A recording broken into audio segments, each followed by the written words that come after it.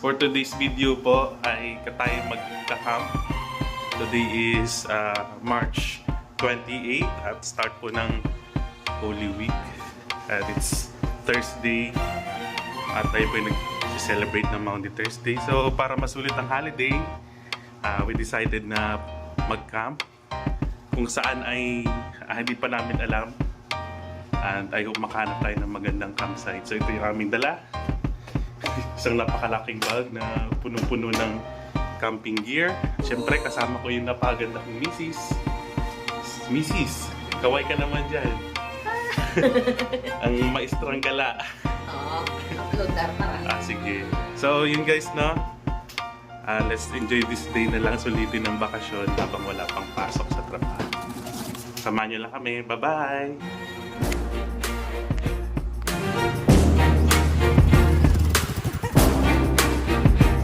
Sa anumang oras, sa anumang bagay, Panginoon Lord. Panginoon, makarating kami ng safe and sound, Panginoon, sa location na aming pupuntahan, Panginoon, kung saan yung mga tayo, Panginoon, dadalhin, Panginoon. Lord, Panginoon, makarating kami ng ligtas, na Panginoon, ang aming motor na gagamitin, Panginoon, ito.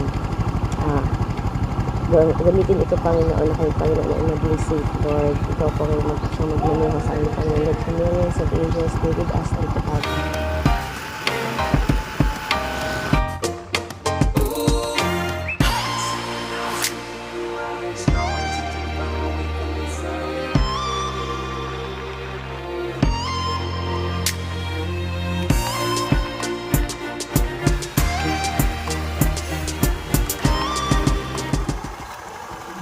Water break. Painom. Ako din.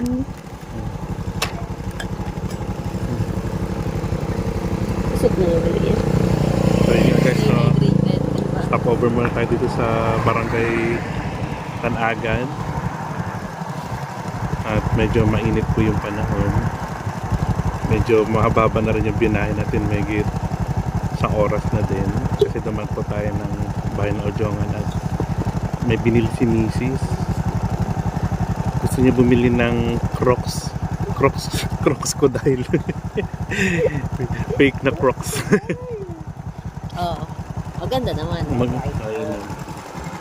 Diba? Na proud siya sa kanyang bagong tsinelas. 150 lang yan, 150. 150 lang daw, 150. So, after natin uminom ng tubig ay didiretso na tayo sa ating pagbiyahe. At I hope na makarating na tayo sa ating destination. Okay, samahan niyo lang po kami. Bye-bye!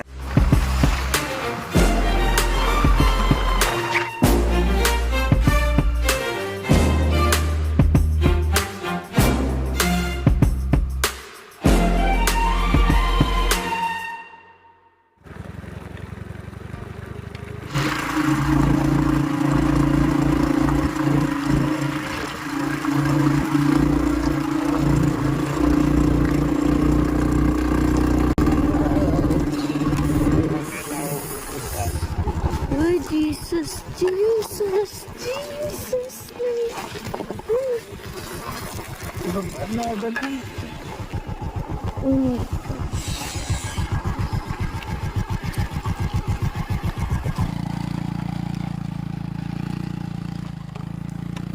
Oh my gosh. Pulo na.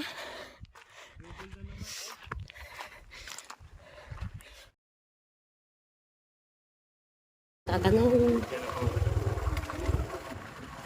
Antay mayong hapon po. Diin po ang dalan pa yun sa Giancarlo Heights. Yan sa Barangay Road. So, ganon. Depende. Tapos may waiting queue doon. Huwag kayong pumunta doon sa ano na yun. Giancarlo din yun. Barangay lang yun. Apa. Yung Giancarlo Heights. Yun. Sa kaliwa kayo.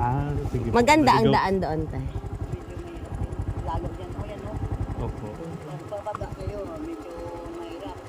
Pero andun, paakit talaga. Mahirap. Mahirap talaga. Sige po, Okay. salamat po. Salamat po. Sige po.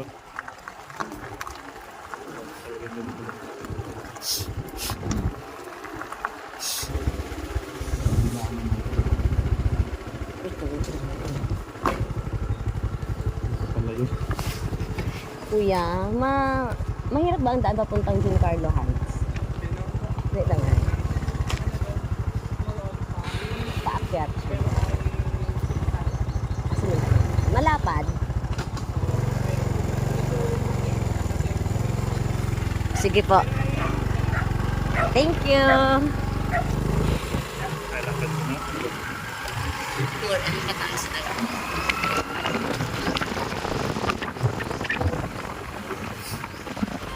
Isang litro. Isa lang? Okay. Isa't kalahati na lang po kaya. Yung magpipid. Makakit tayo sa taas ay. Ayun naman.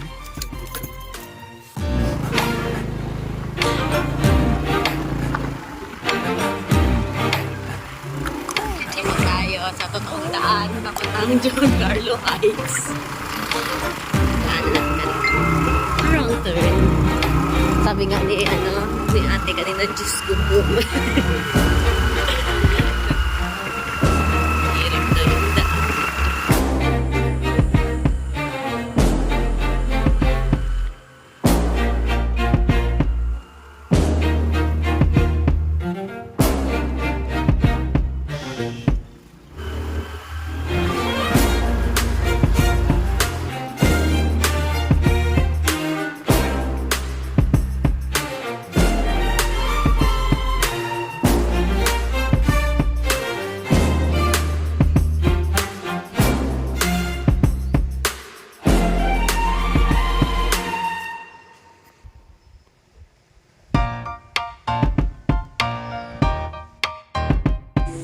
Ayan nga ang aking asawa. Backpackers.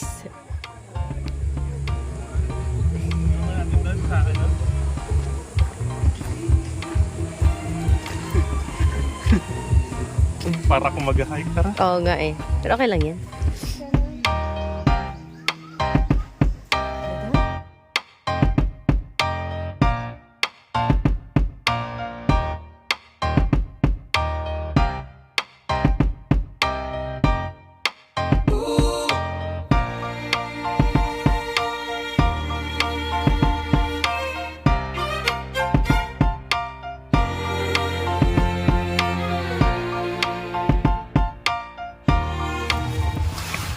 So yun na nga po, no, nakarating na po kami dito sa John Carlo Heights at sa tingin naman namin ay hindi kami bibigo nung view dito, yung ambience.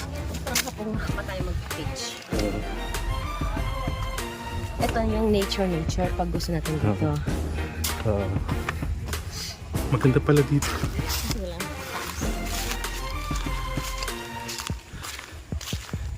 Mas yung naligaw. Okay guys, ito na po yun. John Carlo Heights. Parang First tour pa lang.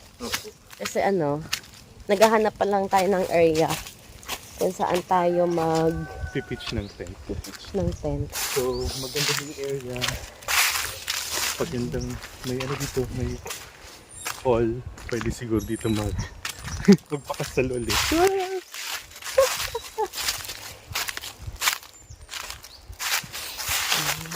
Tutur namin pa dito So ito yung nila, yung pinaka session hall. Hindi malapad din.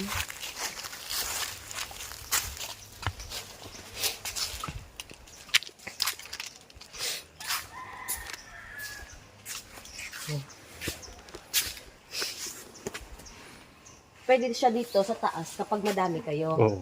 Pero dahil Dalawa lang tayo. Doon lang tayo sa may pool. Sa may pool. Yes, guys. So ito po yun guys, no. May hall dito sa taas, sa pinaka-peak ng bundok dito sa may John Carlo Heights. Tapos ito naman po yung paligid niya. Yan, puno po ng mahogany. So kung trip niyo po yung pagpapapicture na parang autumn yung setting, pwede po dito. Yun o. Malapad po yung area kung gusto niyo po mag-group camp. So yun na nga guys, no. Nakahanap na kami ng place kung saan kami mag-pitch ng tent. Dito po tayo sa John Carlo Heights. So first time daw po na magkakaroon dito ng magkakamp at dito magpipitch ng tent sa area na to. At ito po yung napili ng aking napakagandang misis. So, samahan nyo kami mag-pitch ng tent, guys.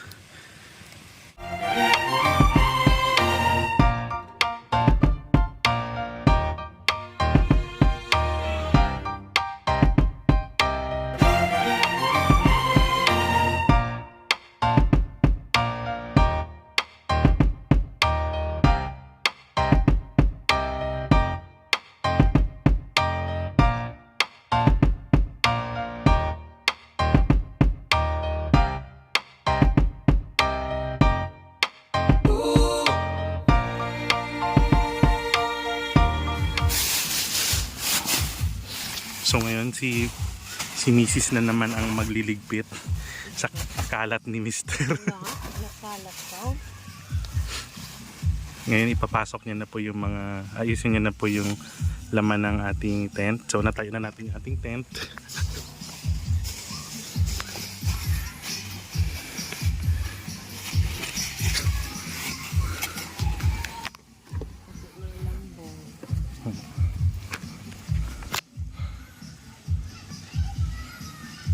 Labas mo lang eh.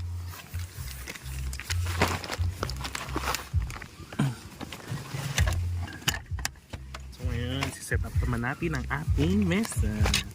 Ang napaka-cute nating mesa.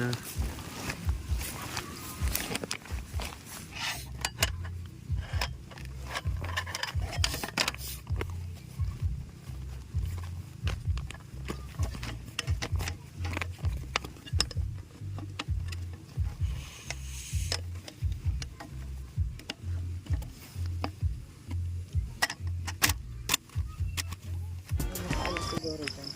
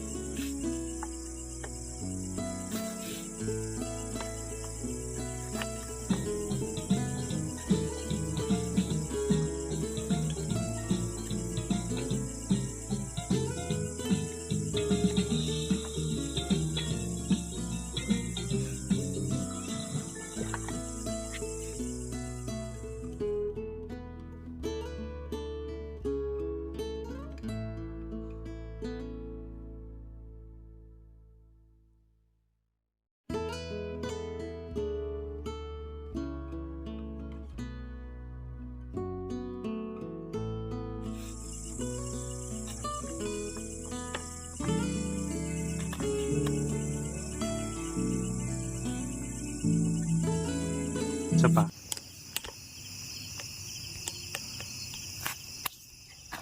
Yeah, maganda yun. Honor and strength unto our God, matchless and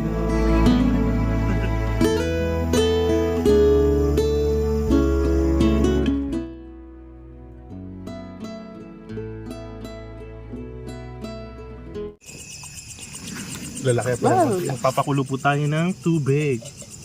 At ito po yung ating gagamiting pangluto ng ating sinabawang hipon or sinigang na hipon. Hindi ka kita, Dada.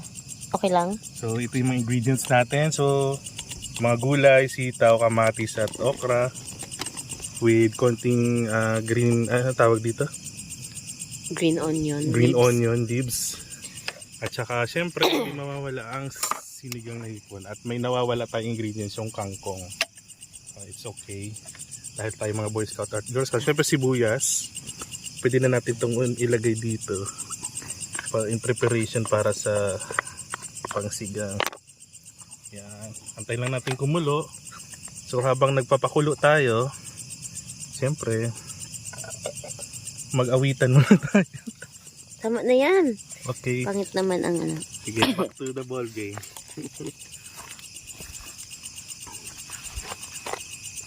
Ano ang aking microphone? Ito, yun na. So habang kami ay nagluluto ng ating dinner, ay kami po ay nagsising along dito. See? So ito yung tamang banding. Ito naman yung ating kwarto na makalats. So singo lang muna kami ni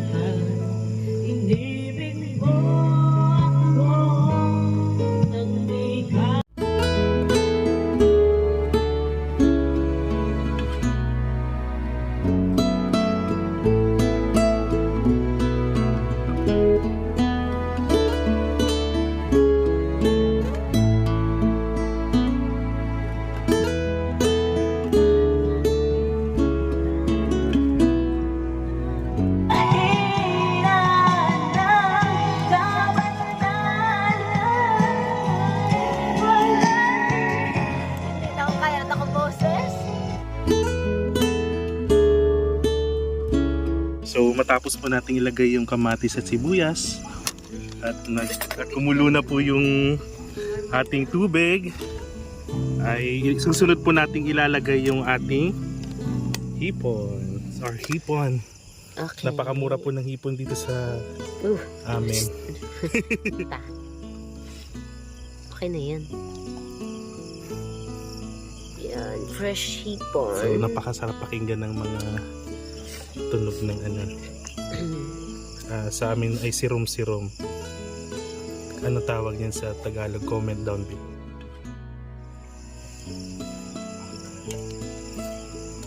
Huwag masyadong alatan. Ay, nang ano. Oo. Yung ano, antay lang natin kumulo. At pag kumulo na, ay pwede natin ihalo yung ibang sangkap na gulay.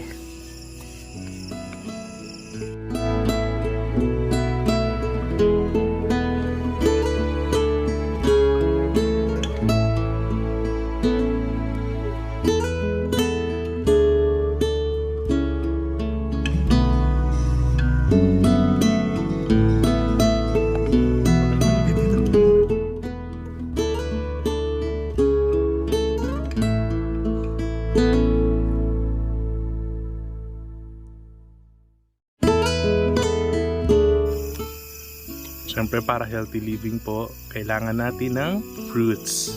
At ito po yung nakita namin kanina dun sa binilhan naming grocery store na prutas.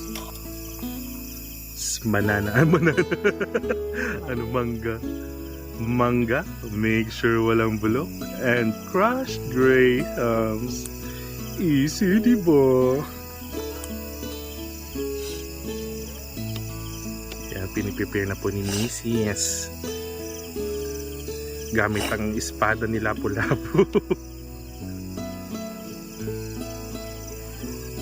Yan. Ganda mo siya magtambay na tapos mahampang na yung mga ano. So yan, nandito na po ang ating mga portable na plato, ang ating kanin, ang ating ulam na sinigang pachamba, sinigang na hipong pachamba. Hey guys, so ito na, nagkakabto tayo. So kasama ko si Mrs. Oo nga, nagagalit na sa akin na paulit-ulit daw ako. So ngayon, tapos na tayo magluto. At syempre, bago tayo kumain ay papakita muna namin sa inyo yung aming prepare. So yun po ang aming prepare na pagkain ngayong camp. Though simple, pero syempre lahat yun ay luto ng may pagmamahal. So before po tayo kumain ay mag-pray muna tayo. So ito yung plato ni Mrs. Ito yung sa akin kulay blue. Ang sa kanya kulay green. Tayo kumain. Let us pray first. Let us acknowledge kung gaano kabuti ang Lord sa buhay natin. And this is Holy Week. Siyempre sineselebrate po natin yung grace ng Lord sa atin na hindi matatapantay ng kahit sino, na He laid down His life for us. Yung namatay siya sa cross of Calvary. Always remember yung verse na John 3:16, for God so loved the world that He gave His only begotten Son, that whosoever believe in Him that shall not perish but have everlasting life. So bilang tatay, napakahirap pong gawin yun, na ibigay yung kanyang bugtong na anak, yung pinakamamahal na anak, para iligtas yung sangkatawan. Sino ba tayo? We're just a sinful person na nag-i-enjoy sa kasalanan, nagtatampisaw sa kasalanan, at sa paningin natin we're not worthy, but through the grace and mercy ng Lord, sa pagmamahal ng Lord na hindi matatawaran, ay hinugot niya tayo sa kasalanan. If we just believe, no? Kasi parang ano lang yun, naniligaw. Si Lord naniligaw sa atin, di ba? Tayo pa'y sinusuyo ng Lord. Na if we lumapit tayo sa Kanya at we just confess our sin, He's faithful and just to forgive you. Though hindi po ito about sa doctrine ng religion, it's about relationship kay Lord Jesus Christ. Kasi kung iba yung kilala lang natin si Lord so nagpipreach na. Iba yung kilala natin si Lord. Baga, kilala ko ang Lord, kilala ko ang Diyos, pero kamusta naman yung relasyon mo sa Kanya? Do you have parang yung ano baga, yung panliligaw nga? Tinanggap mo ba siya sa buhay mo? Na-acknowledge mo ba siya sa lahat ng decisions na ginagawa mo? Yung nagkikipag-communicate ka ba sa Kanya through prayer? Binabasa niyo ba yung Word of God? So napaka-importante yan, na yung parang narinig mo ba yung mga still small voice niya na, mahal na mahal kita, hindi kita iwan ni pabayan, yung ginagawa mo is not good, parang I'm just here for you, parang ganun ba, na despite of all the difficulties ng buhay ay pinaparamdam ng Lord sa atin na mahal na mahal tayo. So ating alalahanin yun each day, kasi habang nabubuhay tayo, it's a blessing na mas lalo pa natin makilala kung paano kabuti ang Lord sa buhay natin. So yun, nagugutom ng misis ko, nagutom na rin ako, and let us pray. Father God, thank you so much for this day, Panginoon, na pinagkalob niyo po sa amin, Lord. And kung kami po yung nagkulang at nagkasala sa inyo, sa salita, sa gawa, sa aming mga iniisip, Lord, we're asking for your forgiveness, Lord. Thank you po, Panginoon, sa pag-lay down niyo po ng buhay niyo po para sa amin, Lord. At the cross of Calvary, Lord, kahit sino pong tao hindi po mapapantayin kung ano po yung ginawa niyo po sa amin, Panginoon. As a great God, King of Kings and Lord of Lords, na nandun na po sa heaven, na nagmamayari ng lahat po ng creation, lahat ng nakikita namin sa entire universe, Lord, at hindi pa po nasasaksihan ng tao, Lord God, is ginawa niyo pa rin po lahat na i-humble yung sarili niyo po para sa amin, Lord. Thank you for that salvation, Lord God. Handa po, Panginoon, kami po'y kakain. Thank you po, Panginoon, sa food na aming tatanggapin, Lord. Bless niyo po ito, na ito po'y makapagbigay sa amin ng nourishment, oh God. And also, I'm praying, Panginoon, sa nanonood po ng makakapanood ng video na ito, Lord, na bless niyo po ang buhay nila, Lord. Talk to them, Lord, and touch them, Lord. Kung may mga karamdaman man po sila, physically, Lord. Let the healing touch be upon them, O God, in the mighty name of Jesus. As well as kung sila man po nakakaramdam ng pain emotionally, kung mentally man po ito, Lord, stress po sila, Panginoon, may depression po silang naranasan, anxiety, Lord God. Lord, mangusap ka po sa kanila, comfort them, Lord, heal them, Lord, God, embrace them, O God, that through your Holy Spirit, Panginoon, na makasumpong po sila ng pagmamahal at kaligtasan nagmumula sa inyo, Lord. And I know, Lord God, that you are always with them, and you will never leave them nor forsake them, Lord, if they just accept you as their Lord and Savior, Panginoon. Maraming po salamat, Lord. Cover us with your precious holy blood as we are enjoying the night in this place, O God, as well as kayo makasama namin dito. Protect us, Lord, in the mighty of Jesus, Lord. Kung naman pong nais gawin ng kaaway sa amin, siraan kami, Lord. Sinisira po namin ang kanilang mga plano, and let your angels be our guard, O God, in the mighty of Jesus, Lord. Protect us, O Lord, at mapapagin ma-enjoy po namin ang gabing ito, Lord God. You deserve all the highest praise. Thank you, Holy Spirit, for being here with us. In Jesus' name we pray. Amen.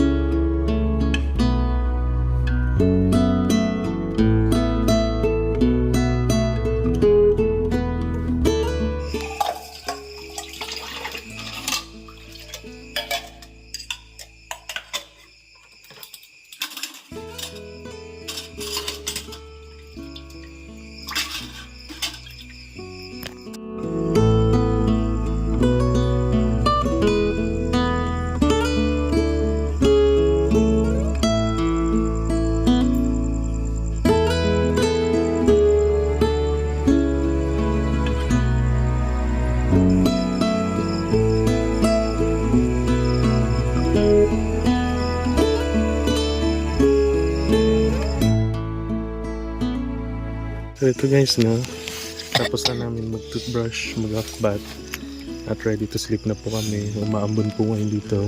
Oh, Nagbago po yung weather. ang ilaw. So, sige guys. See you tomorrow na lang tayo. I hope na nag-enjoy kayo sa ating adventure today. Good night and God bless. Sweet dreams.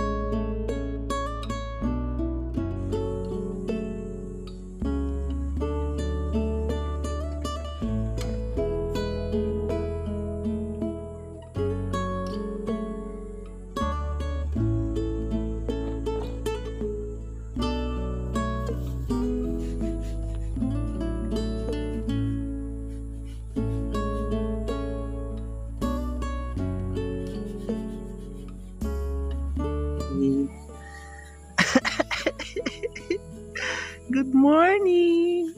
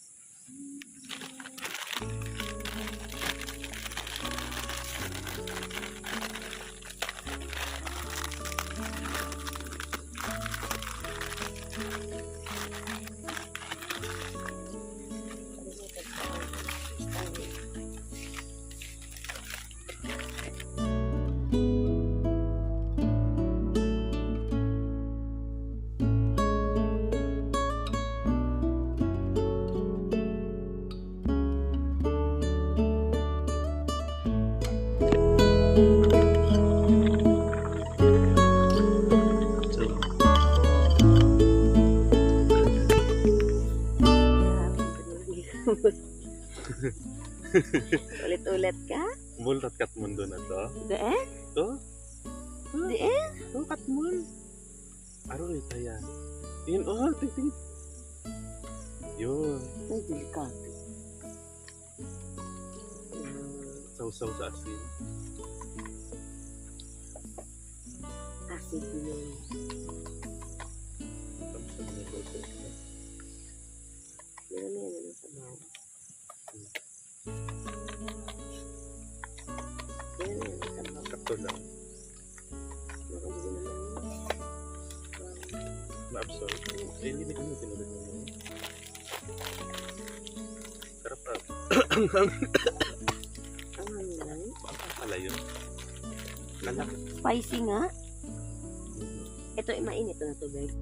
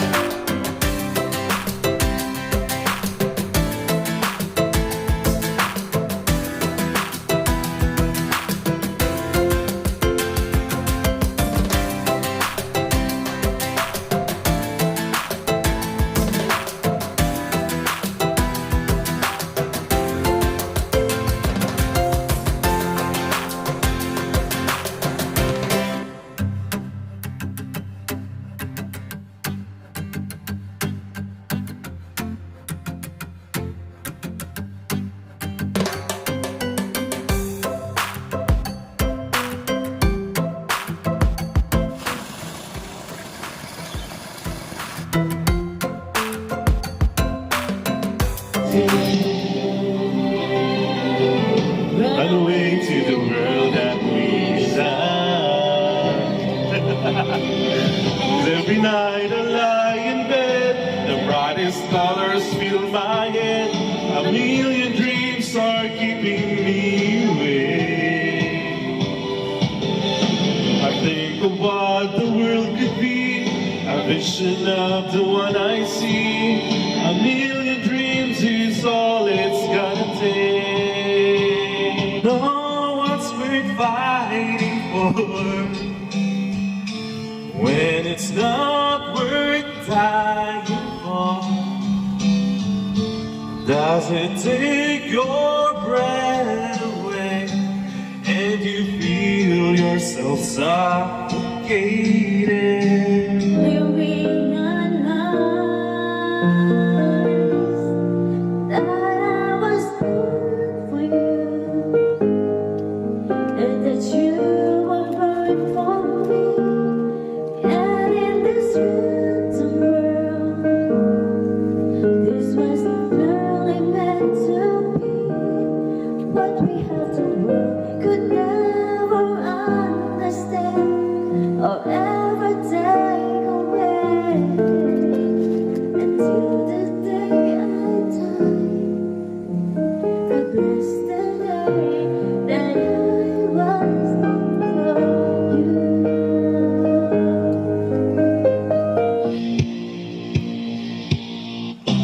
121 guns laid on your arms, give up the fight.